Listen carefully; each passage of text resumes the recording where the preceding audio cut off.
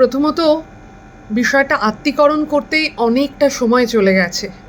আর আজ ৭৮তম স্বাধীনতার প্রাক্কালে আমাদের সারা শহর জুড়ে নারী পুরুষ নির্বিশেষে যে একটি পদক্ষেপ নিয়েছে, এটাতে সত্যিই আমি গর্বিত।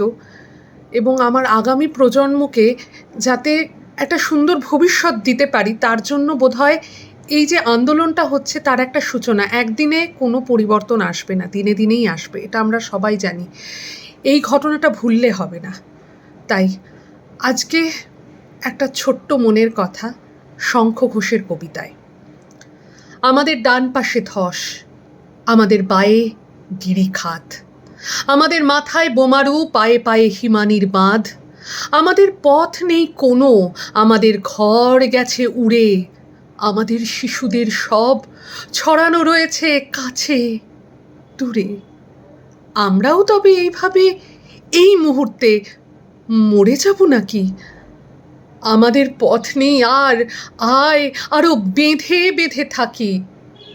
আমাদের ইতিহাস নেই, অথবা এখনই ইতিহাস আমাদের চোখ মুখ ঢাকা, আমরা ভিখারি 12 মাস।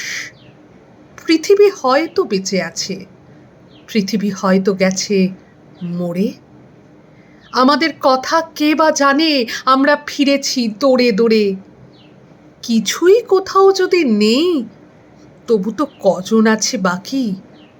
আয় আরো হাতে হাত রেখে, আয় আরো বেঁধে বেঁধে থাকি।